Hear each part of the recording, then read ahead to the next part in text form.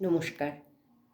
কবি জয় গোস্বামীর মালতীবালা বালিকা বিদ্যালয়।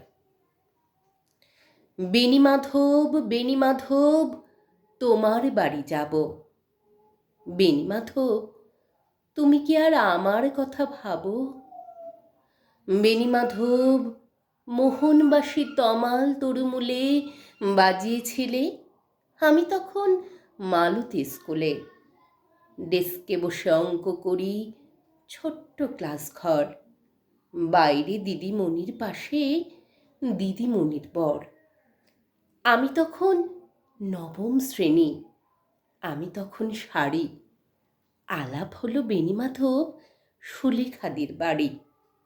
বেণীমাধব বেণীমাধব লেখাপড়ায় ভালো, শহর থেকে বেড়াতে এলে আমার রং কালো।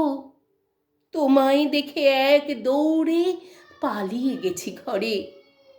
বেণীমাধব আমার বাবা দোকানে কাজ করে। কুঞ্জে অলি গুঞ্জে তবু ফুটেছে মঞ্জরি, সন্ধেবেলা পড়তে বসে অঙ্কে ভুল করি। আমি তখন নবম শ্রেণী, আমি তখন 16। ব্রিজের ধারে বেণীমাধব লুকিয়ে দেখা হলো। বেণীমাধব বেণীমাধব এতদিনের পরে সত্যি বলো, সেসব কথা এখনো মনে পড়ে? সেসব কথা বলেছ তুমি তোমার প্রেমিকাকে?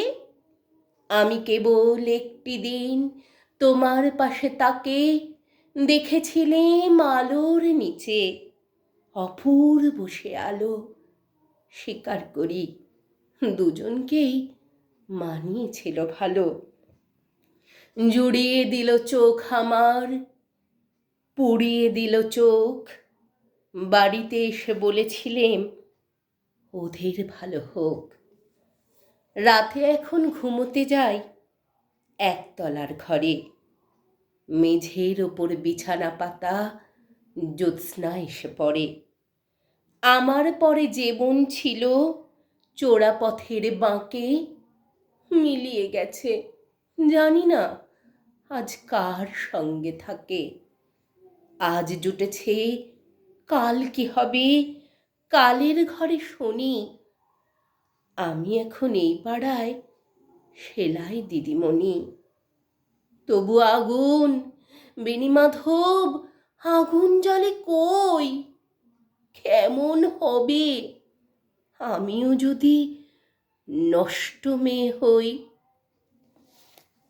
নমস্কার।